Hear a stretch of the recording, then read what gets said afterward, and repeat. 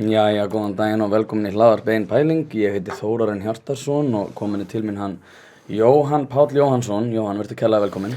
Takk, hæ.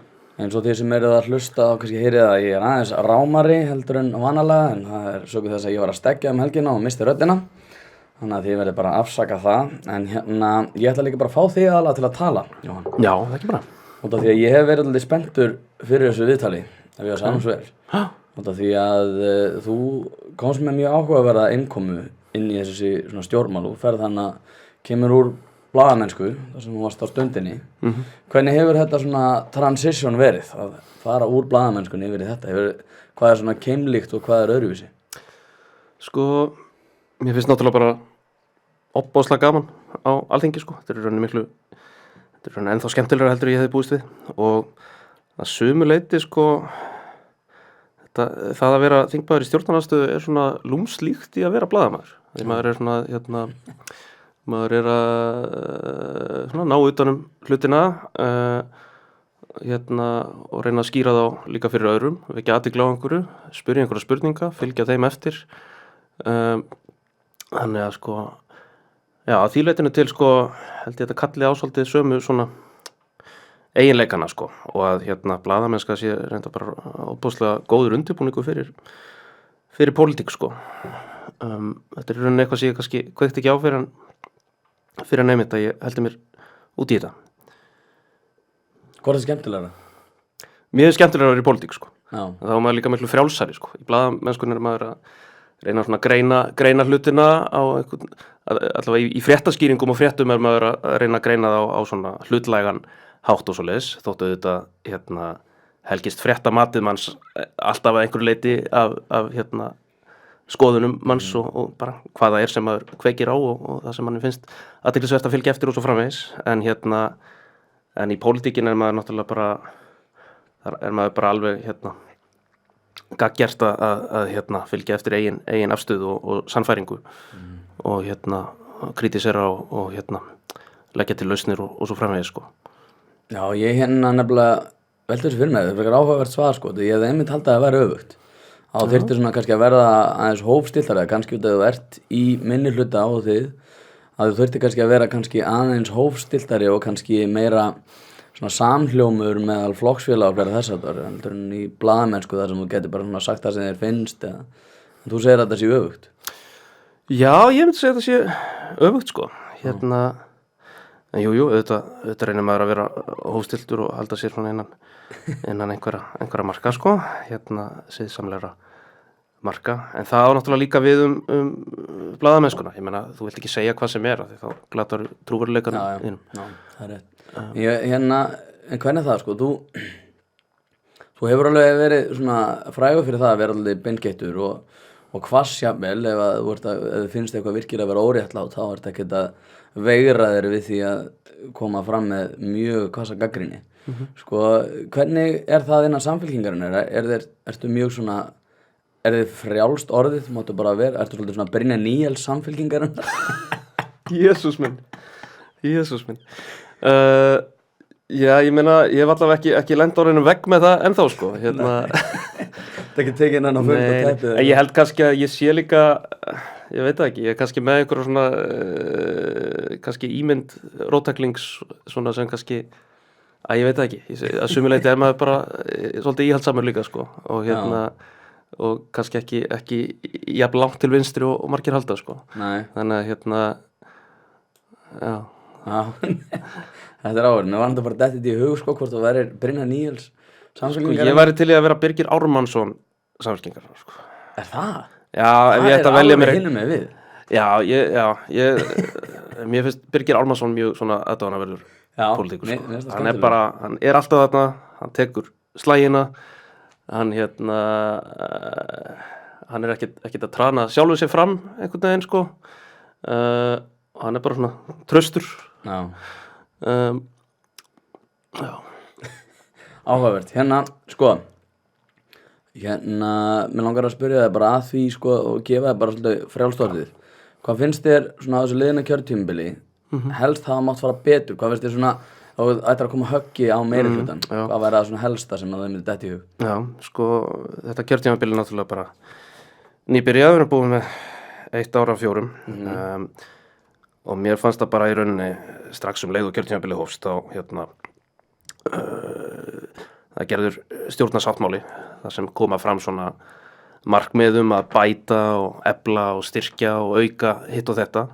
Þetta í rauninni bara mjög svona að mörgu leyti svona framsýnn stjórnarsáttmáli, svona hátimbruð orðræða að efla almannaþjónustu og fjárfesta og svoleiðis. En svo bara hafa þau alla sleppt orðinu þegar það koma fram fjárlög, fjármálastefna og svo loks fjármálaáætlun sem í rauninni ganga bara í hina áttina. Því þar í rauninni svona svolítið leiðarstefið að draga úr umfangi ríkisins í hagkerfinu, halda opinberri fjárfestingu í lágmarki.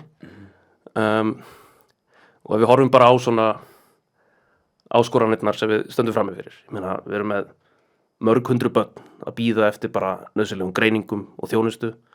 Við erum með eldra fólk sem látið dúsa fram á spítalagöngum, dögum, jafnvel vikum saman vegna þess að vantar hjúkrunarrými. Hjúkrunarheimili eru vanfjármögnuð og þar hefur uppbygging settið á hakanum. Það verið að vísa mörg hundruð umsækjendum frá iðnnámi, iðn- og tækninámi þegar það sjá allir á okkur bráðvantar iðnaðarmenn. Sveitarfélög eru með svona mjög metnaðarfullar áætlanir að auka húsnæðisuppbyggingu og það er alveg ljóst að ef sú uppbygging á að vera á félagslegum grundvelli þá þarf ríkisvaldið að stíga svolítið fast til jarðar með þeim. Og ég meina margar af þessum áskorunum eru þannig að vissulega myndi það koma okkur mjög langt ef bara að endurskipuleggja hitt og þetta, stokka upp í hlutunum og nýta fjármuni betur og svoleiðis. Ég ætla ekki að neita því, en það er samt þannig bara, og þú heyrir alveg þegar við förum yfir þetta, það er augljóst að þetta eru verkefni sem kalla á meiri útgjöld, eins og bara í heilbrigðismálum. Menn ef við ætlum að taka á mönnunarvandanum og útskriftarvandanum, ef við ætlum að gera það eftirsóknarverðara að vinna við heilbrigðisþjónustu á Íslandi, ef við ætlum að fjölga hjúkrunarrýmum fyrir eldra fólk þannig að það dægi ekki uppi þarna á hátækni sjúkrahúsi sem galið, og ef við ætlum að fjárfesta í heimaþjónustu, þetta kallar á meiri peninga. Hvað ætlum að fá alla þessa peninga, Jóhann? Það málið sko. Þá komum við að því sem kannski stóra vandamáli að það er búið að rýra tekjugrunn eins opinbera að innan sko, með 20 milljarða bara mjög ósjálfbærum óábyrgum skattalækkunum undanfarin ár. Og þetta kannski svolítið klípan sem við erum í, þannig að og bara, ég meina, hádegisvörurinn aldrei ókipis. Nei, Milton Friedman. Akkurat. En hann sagði þetta ekki, var það? Jú, hann sagði þetta. Var það hann sem sagði þetta? Já, ég held að hann hafi stólið þessu. Heldur hann það? Já, hann gerði þetta frækt, sko. Já, hann gerði þetta allavega frækt. Já. Ég heyri líka á það, þú ert mikill Friedmanisti, sko. Já. En sko, ég velti fyrir mér út af því að núna myndi svona þeir sem eru frá frjálshyggju megin og ég þar á meðal tala að sko það er augljóst að sko skattar ekki endilega jákvæðir sem prósentuhlutfall, heldur við þurfum við auki fjármagn sem hlutfall af tekjum hins opinbera. Það er að segja að við viljum að séu aukna tekjur til hins opinbera og það þarf ekkert endilega að vera það sem að herri prósentuhlutfallum. Þannig ég velti fyrir mér. Hvað séu herri?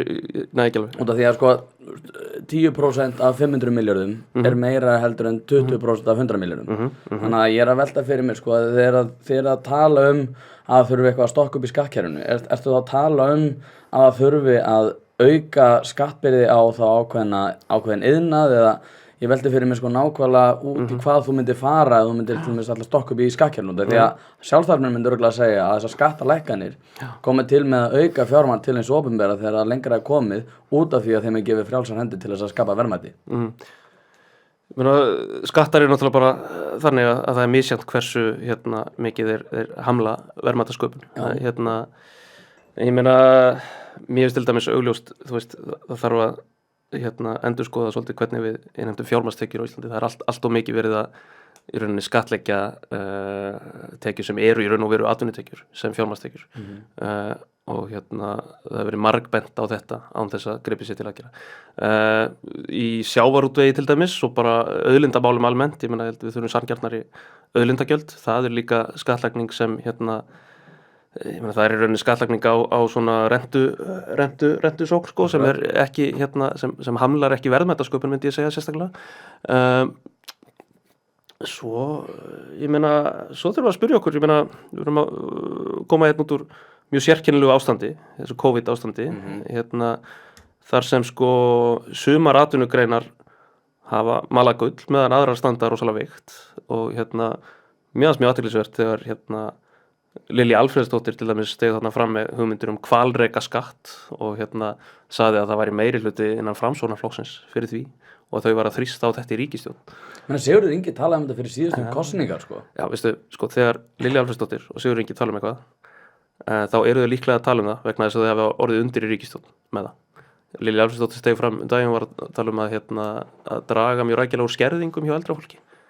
Ef ríkisstjórnin væri að fara að gera það, heldur að Lilja Alfreðsdóttir hefði forgöngu um það og myndi fá kreditið. Nei, það væri náttúrulega félagsmálaráðherra sem var að stíga fram með það.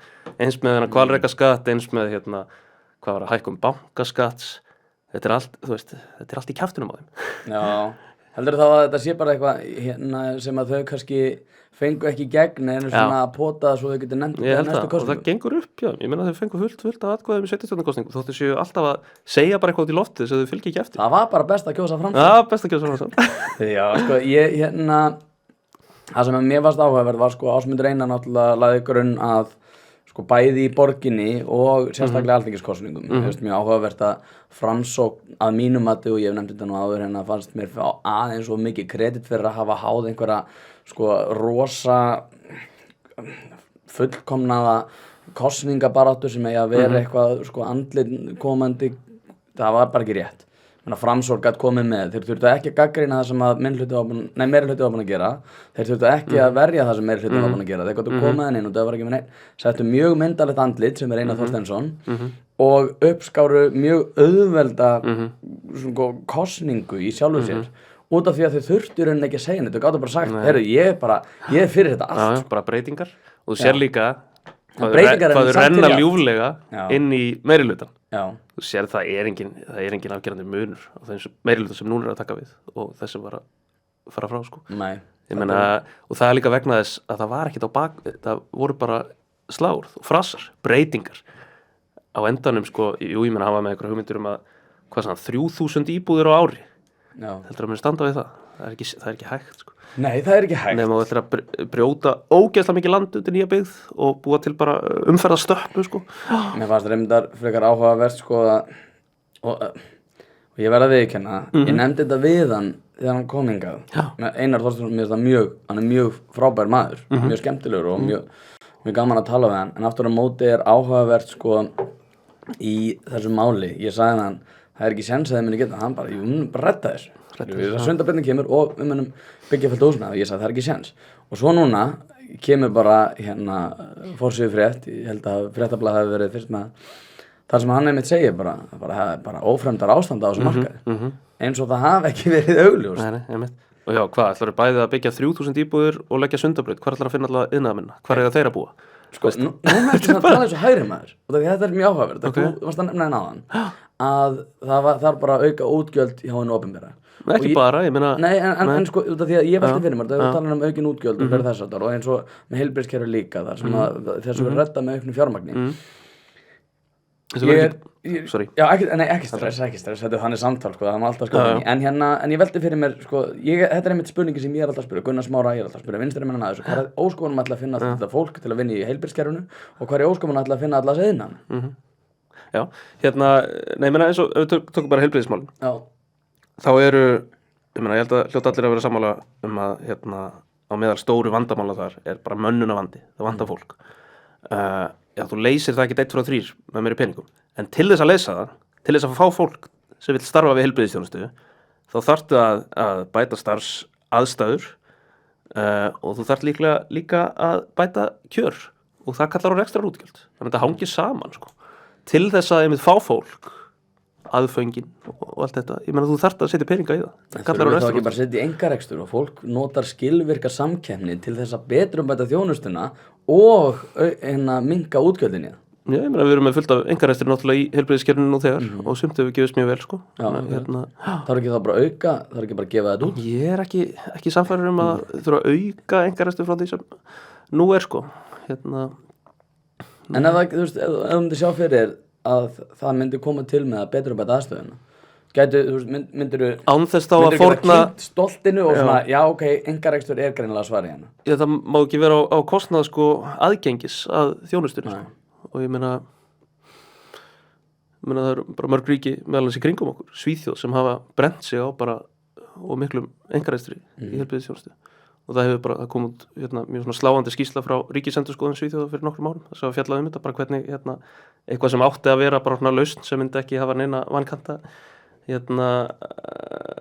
já bara jók í rauninni ójöfnuð þegar kemur að aðgengi að heilbrigðisþjónustu þannig að ég er svona ég er svolítið skeptískur á þetta sko ég er svona Ég er þar enda líka ég þrátt fyrir að vera og skilja skilvirkni frjáls markaðar þá aftur á móti hefur maður áhyggjur af þessu sérstaklega í sambandi við aðgengi að heilbrigðiskerfinu. Ég hef oft nefnt þetta í sambandi við menntamál, ég meina hvað myndum við gerast ef við myndum gefa út alla menntun, ég meina þá myndum við sjá stéttaskiptinguna aukast sko milli kynslóða út af því að ríkasta fólki geti keypt bestu þjónustuna og bestu þjónustan fær alltaf til fólksins sem á mestu peningana og mestu peningana myndi það haldast. Þannig að ég held að það sé mjög svona varhugavert og minnst svona hægri menn margir mættu kannski aðtuga þetta að það er margt í þessu sem að er kannski ekki besti þess fallið að vera sett undir einkarekstur en eins og í Svíþjóð bara ég meina það eru líka verið rosaleg einkavæðing bara í menntamálum það eru bara allt í einhver fyrirtæki í Sádi-Arabíu að reka sko það er bara galin þróun sko. Nákvæmlega, það er galin þróun en ég veldi verið með, tökum það húsnæðismálun út af því að pólitíkusar sko keppast að segjast verið með einhver snildalausum húsnæðismálum sem meikar oftast ekkert sens. Hver er þín snildalaus? Sko, ég meina það tekur allt tíma sko og ég held að bara til langs tíma það náttúrulega þarf bara að auka framboðið og það er það sem hefur verið gert af miklum krafti en þarf að gera af enn meiri krafti á næstu árum að og ég meina í Reykjavík þá ég meina Samfylkingi var með plönum að í rauninni tvöfalda íbúðafjölda sem fari í uppbyggingu á hverju ári úr 1000 upp í 2000 einhver geti haldið fram að það sé óraunhæft loforð en þau töldu sér samt á grundvelli bara greininga sem voru gerðar innan borgarkerfisins lofaði að reyna að stefna þessu 3000 bara brjálaði sko en þú sér líka bara að því vorum að tala um Framsókn þegar þú veist þegar einhverjir svona þegar fólk rennur inn í meirihluta sem fyrir er það sem er fyrir á fleti fólk með frekar skýra sín á það hvernig á að gera hlutina og þegar það koma svo einhverjur utanaðkomandi og segja bara breytingar við ætlum að græja þetta náttúrulega á endanum verður bara status quo sko ég meina renna bara inn í og aðlaga sig bara að því sem var þegar í gangi sko. Þau komu mjög bisexual inn í þessar kosningar sko. Þau sögðu bara við getum alveg unnið til hægri og til vinstri bara svo lengi sem við fáum völdin sko. Það er við sátt með það þannig að en ég aftur á móti sammála ég meina sko ég sagði þetta við marga ég talaði við forsvarsmenn flokkana fyrir borgarstjórnarkosningar og ég sagði þú vilt vera minnihluta sko.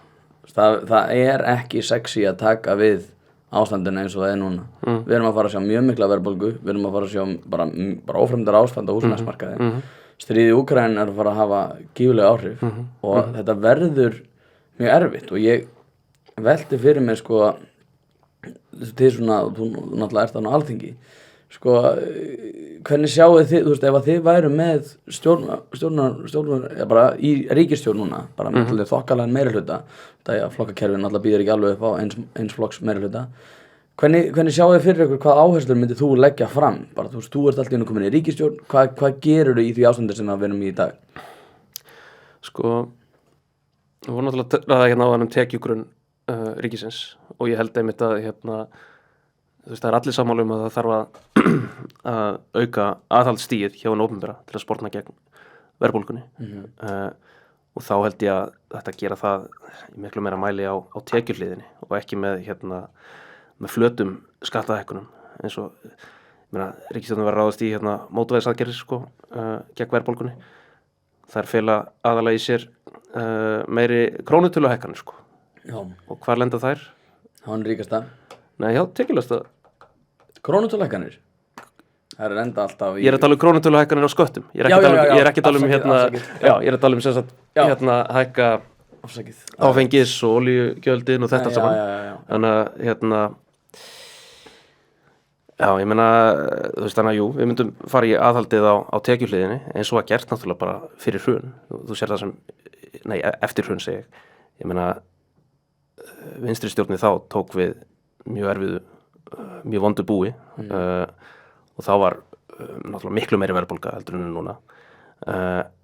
Og það sem þau gera þá er að sko buffa upp vaxtabótakerfið, setja ógeðslega mikla peninga í vaxtabætur til að verja einmitt fólkið sem hérna er að sjá lánin sín hækka upp úr öllu valdi en ráðast í aðhald frekar á tekjuhliðinni, taka upp þrepaskipt skattkerfi, auðlegðarskatt, veiðigjöld og fleira.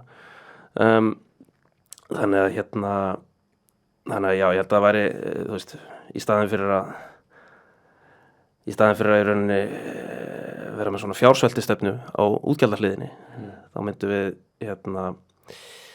auka aðhaldið tekjumegin en reyna að byggja upp, ég meina við erum bara að tala um tax and spend pólitík. Þetta er áhugavert sko, ég hérna ræddi við Kristrúnu fyrir kosningar og hún einmitt var með hann að hún talaði fyrir þessum auðlegðarskatt og sá fyrir sér einhvers konar yfir 200 milljónir að það yrði þá skattlagt töluvert meira heldur en það sem væri undir og þá spurði ég hann einmitt sko það sko, hvernig myndir þú sporna við því að allt þetta fé myndi það bara fara á landi við þekkjum alveg annar staðar að þegar það koma svona sviftingar í skattamálum að þá hverfur fé oft úr landinu og hún sagði þá með þau bara fara ef þau vil ekki vera í þessu samfélagi þá með þau bara fara Ert þú svolítið á þeirri skoðun líka?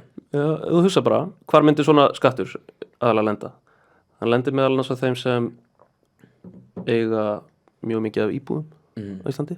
Það lendir meðal annars á þeim sem eiga mikla hlutabréfaeignir, til dæmis í sjávarútvegi. Þú veist, það er sko stór hluti af þessum skattstofni er ekkert að fara neitt sko. Nei. Jú, auðvitað myndi alltaf einhverjir fara með peningarna sína, bara eins og gengur sko. En en þetta er ekki eitthvað sem ég er miklar ágjur á sko. Nei. Áhugavert. Hérna, sko, staða minni hlutaflokka á Alþingi. Já. Sko, hvað finnst þér svona almennt þessa stöðu? Er ráðherraræði á Íslandi? Já, ég meina það er náttúrulega mjög sterkt ráðherraræði á Íslandi og þetta er eitt af því sem var gagnrýnt bara í rannsóknarskýrslunni eftir hrun sko, að og við erum náttúrulega, við sjáum það sko að ólíkt því sem tíðkast á nágrannalöndunum til dæmis, þá er óbúslega lítið aðhald á ráðherrana innan stjórnmálaflokkana og það er heldur ekki mikið aðhald sko frá stjórnarmeirihlutanum á þingi, aðhaldi kemur aðalega frá minnihlutanum sko. En það sem ég kannski mest áhyggjur af er það sé svona svolítið mikið fjármálaráðherraræði á Íslandi. Að Bjarni stjórnir þessu? Sko, við sjáum bara fagráðherrarnir komið með alls konar langkunda, einhverja langtíma stefnur hitt og þetta. Hvað vorum að ræða eitthvað á Alþingi daginn sem hét alveg stórfurðulegu nafni. Það var eitthvað svona drög að stefnu aðgerða áætlun málið. Þetta var bara eins og eitthvað brandari sko. Og þar eru sett svona mjög háleit markmið langt fram í tíman. Það er ekkert, þú veist, það eru engar fjárheimildir fyrir neina þessu og engin áform að fjármagna neitt af þessu og endanum þá bara lenda ráðherrarnir á vegg og það er í rauninni bara fjármálaráðuneytið sem ræður alveg ofboðslega miklu það hvað reynist á endanum pólitískt mögulegt og hvað ekki. Þannig að þetta já, í rauninni kannski Bjarni er svolítið svona Sesar með þumalinn hérna on eða off. Já, svolítið sko, Bjarni og bara embættismannakerfið sko, Bjarni og ráðuneytisstjórinn í fjármálaráðuneytinu ráðalega ofboðslega miklu. Ég held að kannski fólk gerir sér ekki alltaf grein fyrir því sko. En hversu mikið, ég meina það hlýtur að vera eitthvað aðhald meðal flokkana líka sem eru með honum á þessu þingi út af því, ég meina þau gerðu þarna stjórnarsáttmála. Já, og oft náttúrulega brjótast ráðherrar undan þessu, þú sér bara Lilju og kvikmyndafrumvarpið hennar. Það sem hún er í rauninni að lögfesta eitthvað sem er ekki fjárheimildir fyrir. Sjáum þetta líka, ég meina Alþingi náttúrulega samþykkti til dæmis bara lögum niðurgreiðslu á sálfræðiþjónustu. Enga fjárheimildir fyrir því heldur. En þá náttúrulega bara lendum við stundum í því að lögum bara er ekki fyllt yfir höfuð. Eins og þar, ég meina að það er ekki verið að gera neitt með þessi lög sem Alþingi samþykkti að niðurgreiða sálfræðiþjónustu. og fella sálfræði þjónustu undir hérna sjúkratryggingar þá bara þá lendir það bara á vegg sko. Já, þetta náttúrulega sko ég reyndi að vera að velta þessu fyrir mér sko því ég hef verið að pæla í sem að ég ætla reyndar að koma að sinna eftir í sambandi við formannin að þið þurfum náttúrulega að skipa nýjan formann og það veldur svolítið þetta áhugavert því að ef að Kristrún til dæmis verður formaður þá Viðreisn í svolítið svona skrítinni stöðu út af því að þeir munu þurfa að ég veit ekki eins og hvað þeir þurfa að gera, ég gerir mér ekki alveg grein fyrir því en aftur á móti, svo förum við út í það eftir perception politics sko spektakulið á því hvernig sko pólitík á Íslandi að hérna ég velti fyrir mér sko það mjög margir flokkar á þingi eins og Píratar og Viðreisn Samfylkingar einhverju leyti sem ótrúlega mikið í svona flóknum smáatriðum það til dæmis eins og fjármál og fleira þess áttar á meðan Sjálfstæðisflokkurinn bara með frelsi atvinnulíf og mér þykir þeim ganga vel í þessu svona spekulation í því svona að halda sinni ímynd sem frelsisflokkur á meðan aðrir flokkar eru svolítið í svona, ef þú nefnir orðið brúttó í svona almennum samræðum við flest á Íslandi, þá ertu bara búin að tapa þeim. Það eru miklu fleiri sem tengja bara við atvinnulífið. Nei, ég meina þú spurði mig hérna áðan, hvað myndið þú gera? Ég fór eitthvað, því við vorum að tala um ríkisfjármál og ég fór eitthvað að tala um hvar við myndum láta aðhaldi lenda. Það er bara ágætt dæmið það, þú veist, auðvitað, það er enginn að fara að kjósa mig þegar ég tala svona. Þú veist, þetta er bara fáránlegt. Pínu sko nei, ég meina þú veist það er samt alveg ég veit að mínu svona hlustendur og sérstaklega svona eins og áskrifendur þeir eru svona hrifnari af þessu þar sem þeir fá nákvæmlega að vita detailing en ég velti fyrir mér svona eins og fyrir kosningar þá þetta kannski ekki endilega það sem virkar og maður sér þetta ótrúlega oft með Viðreisn þar sem þeir eru að tala allir sem sjávarútvegsmálin sem að bara ekkert margir eru að pæla í dagstælega og það það sem svona, og hvað finnst þér þetta svona, þessi svona perception politics á Íslandi, því að þau eru meira hér heldur en gengur og gerist, að mínu mati. Já, nei, ég meina þetta bara svolítið stóri vandinn, sko. Ég meina þú sér bara hvaða flokkar eru það sem til dæmis unnu alþingiskosningar. Þá eru þau flokkar sem keyrðu á bara mjög einföldum skilaboðum og það var bara aðdánavert. Ég meina þú sér bara hvað Framsókn gerði, bara bödd og þau gerðu það ekki bara í nokkra viku fyrir kosningar, þau gerðu það í 2 ár fyrir kosningar og það bara síaðist inn, bara Framsókn börn. Elska börn. Elskatir börn. Elsku við þá ekki líka Framsókn, börn. Nei, ég meina, það er bara snillt. Það gerur þetta ógeðslega vel. Og meðan voru við að tala um barnabætur. Já. Bætur. Já. Bara boring. Það er boring, sko. Það er boring, sko. Þannig að ég er ekki með einhverja snilda lausn á þessu, sko. Þurfum þið ekki bara að fara einfalda skilabóðum? Jú, við þurfum bara einfalda skilabóðum okkar. Ég held að það sé kannski í grunninn það sem vantar sko. Já. Ok, þá ætla ég aðeins að hleypa þér lausum hérna í gömlu stöðuna hérna sem blaðamaður. Já. Að ræða spillingu í Íslandi. Já. Sko, mér langar að byrja, ég ætlaði að byrja á Samherjamálinu en mér langar eiginlega að byrja á Íslandsbankasölunni. Já. Svona léttmeti. Já. Sko, hvað varð Íslandsbankasöluna? Út af því að það var að eina sem við töluðum fyrir örfámánuðum og við sáum núna að skýrslan mun ekki koma fyrir í júlí en við pælum svo bara eiginlega ekkert í því. Já, sko, þetta mál náttúrulega sko, hvar er að byrja? Ef við tölum bara ég meina, Bjarni náttúrulega bara tók svolítið fram fyrir hendurnar á Alþingi með að reyna að beina þessu í þann farveg að Ríkisendurskoðun skoðaði málið. Og Ríkisendurskoðun skoðar auðvitað bara þau atriði sem falla að svona starfsviði og eftirlitshlutverki þess embættis.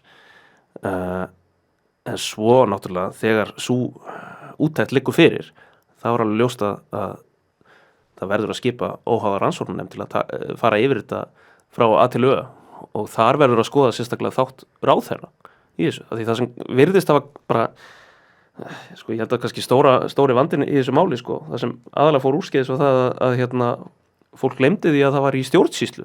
Þetta er ekki bara einkaréttarins eðlis, þetta er ekki bara viðskipti, þetta er líka stjórnsýsla og ráðherra er bundin þar af bara ákveðnum sjónarmiðum, bara stjórnsýslulögum og skráðum og óskráðum reglum stjórnsýsluréttar.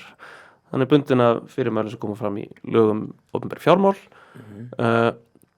og það sem hann gerir hérna er að ég meina það er alveg ljóst að það er ráðherra en ekki bankasýslan sem ber ábyrgð á því að lögum sölumeðferð eignarhluta ríkisins í fjármálafyrirtæki sé fylgt og hann tekur loka ákvörðun það hvort gengið sé að þeim tilboðum sem berast og þetta er ákvörðun sem hann tók á sko, klukkutíma einhvern tímann að kvöldi við vorum ennþá að bíða eftir gögnum það upp að hvaða marki hann ráðfærði sig við eigin ráðuneyti og til hvaða svona laga sjónarmiða hann leit þegar hann tók ákvörðuna þannig að það er alls konar svona þættir sem þarf að skoða mjög grúndýtt sem í rauninni fellur utan við starfsvið og eftirlitshlutverk ríkisendurskoðunar að skoða og það var auðvitað þess vegna sem Bjarni beindi þessu þangað og ég sé fyrir mér alveg bara scenaríó sko það sem kemur úttekt frá ríkisendurskoðun að bankasýslan hafi brugðist í veigamiklum atriðum og í kjölfari stígur Bjarni Benediktsson fram og segir skömma þessu, við þurfum að laga þetta hér er frumvarp breytingar á lögum sölumeðferð eignarhluta ríkisins í fjármálafyrirtækjum Heldur að hann mæta svo Trump þegar hann mætti hérna eftir Mueller-skýrsluna acquitted já, kemur ekkert óvart sko Já, sko, þetta er frekar áhugavert og ég ræddi við Bjarna og ég mitt skauti hann sinn mitt að pappa hans hafi selt og það er helvíti lélegt að mínum að því að faðir fjármálaráðherra sé að kaupa í banka á opinberu sem er í opinberri eigu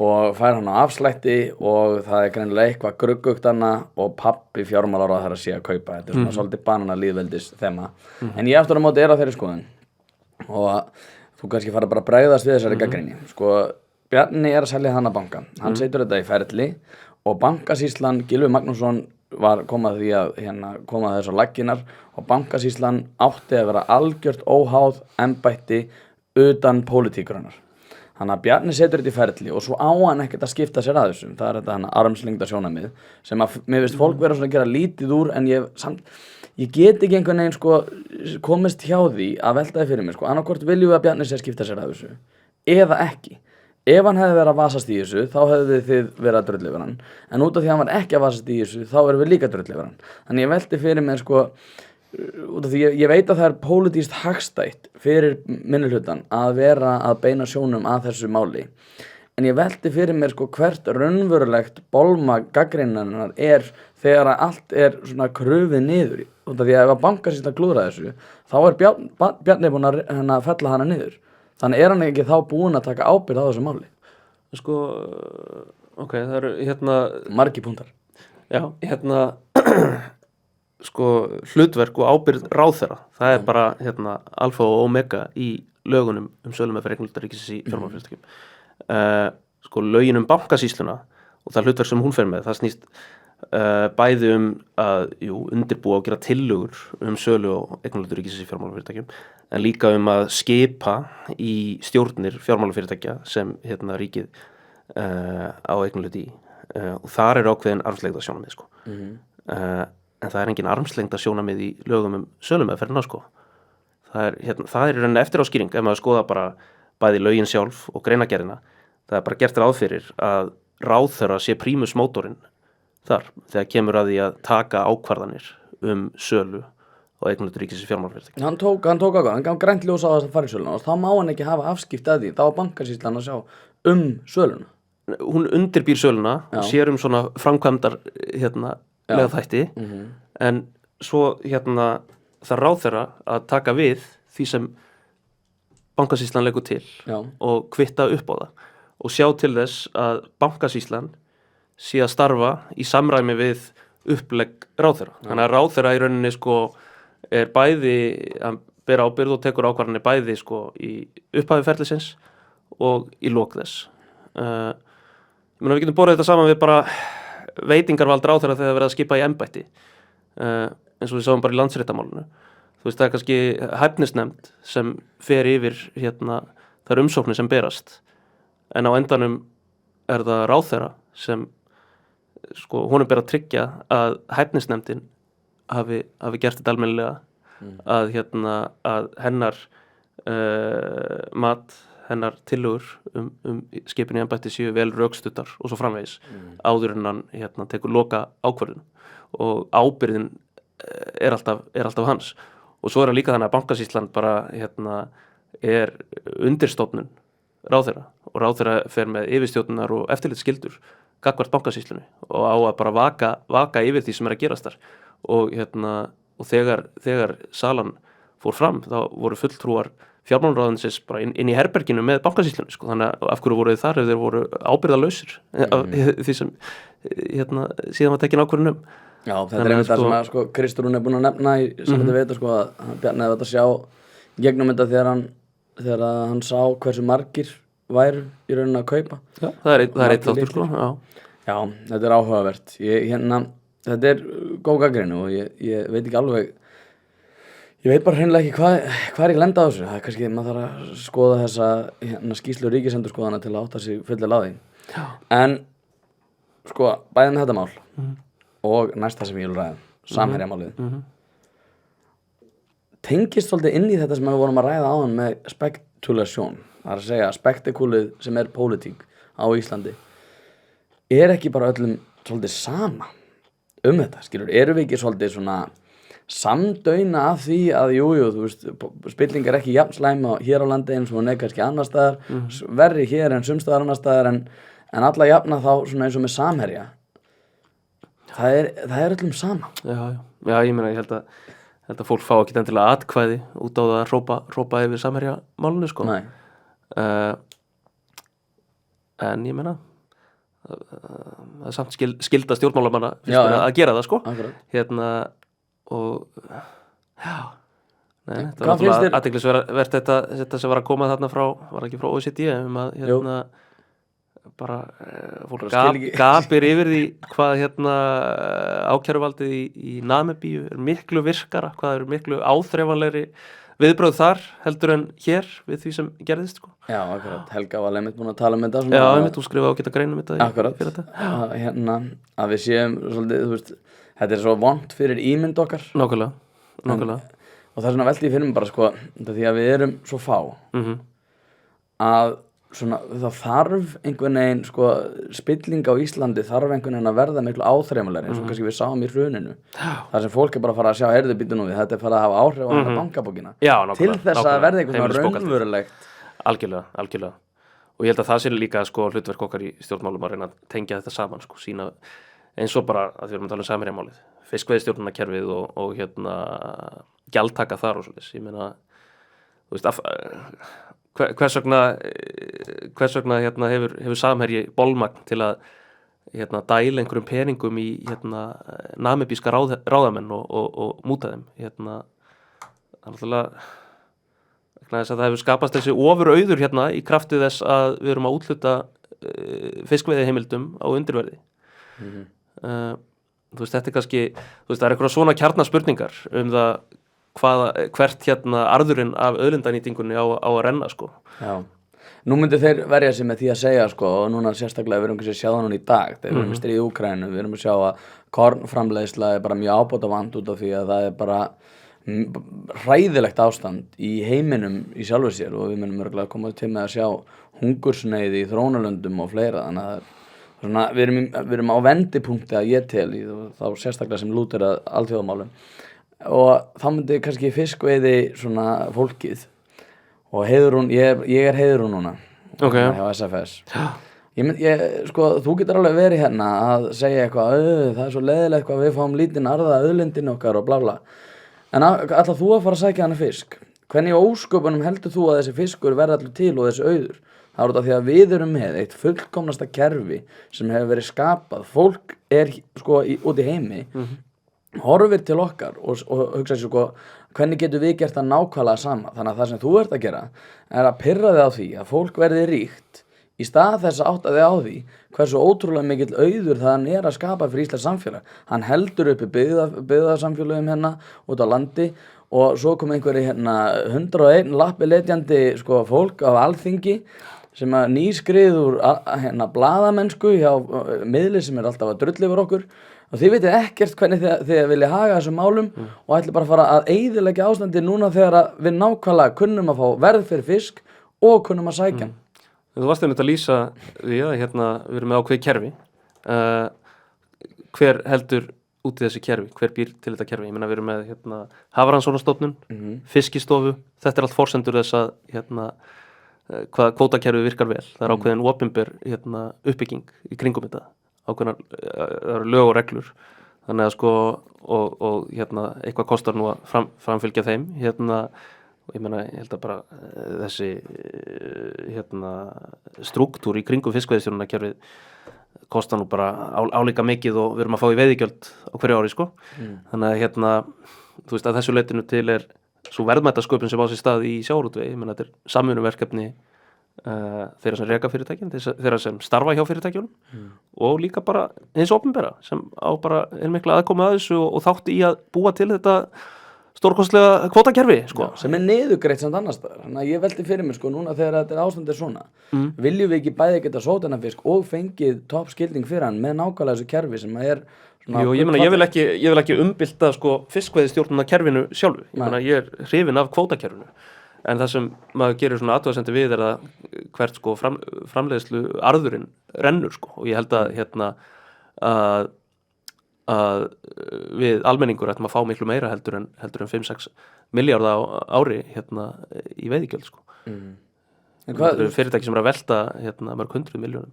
Já, þá spyr ég sko okkur erum við að pirra okkur á því að fólk verði ríkt svo lengi sem að við fáum af þessu. Ég meina við fáum ekki nógu mikið af þessu sko. Nei, hvað er nógu mikið? Ég meina hversu mikið getum við hólað þetta innan án þess að hafa þegar áhrif að það myndi bara verða afturbatar í nýsköpun og fleira þess að Já, ég meina við þurfum að finna eitthvað jafnvægi í þessu sem ég til að sé miklu ofar heldur en já. Ég sammálaði sko. Ég er hérna þetta er óeðlilegt. Þetta er út af því að sko það sem fer ekki töðunar á mér eins og ég var að nefna og hérna það fer ekki töðunar á mér að fólk verði eitthvað ríkt af þessu. Nei. En aftur á móti sko að geta keypt upp og sko auðsöfnunin sem á sér stað í sko eignunum ekki endilega í krónutölum. Krónutölum fara ekki sjálfur þessari töðunar á mér. Ég tel að svona heilbrigði samkeppni til mér sem myndi geta að laga það en aftur á móti sko eignasöfnunin geta keypt upp rentu sóknum sko í þessu geta keypt upp bara heilu samfélögin og verið með það mikið sko svona mafíósa valdnæst í því það er svona samþjöppunin sem hefur átt sér stað sko þannig að það er margt í þessu en hérna sko ég vil fara næst í stöðu samfylkingarinnar sko ég ætla að byrja á formannsefninu sko hvort verður það Dagur eða Kristrún? Það ekki að nefna mig eða?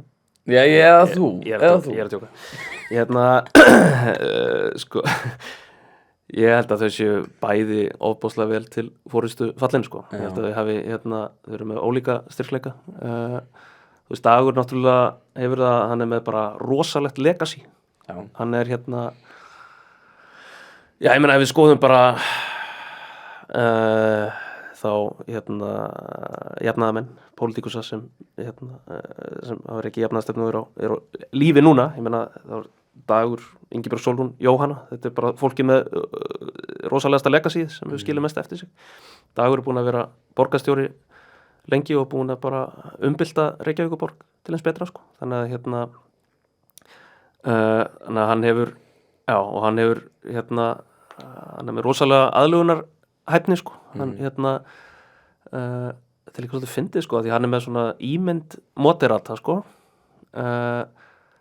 en leið er hann sá sem sjálfstæðismönnum stendur langmestur stuggur af sko það hefur enginn gert meira til að halda sjálfstæðisflokkurinn frá völdum í borginni og Dagur sko en samt einhvern veginn þetta er algjör snild sko hérna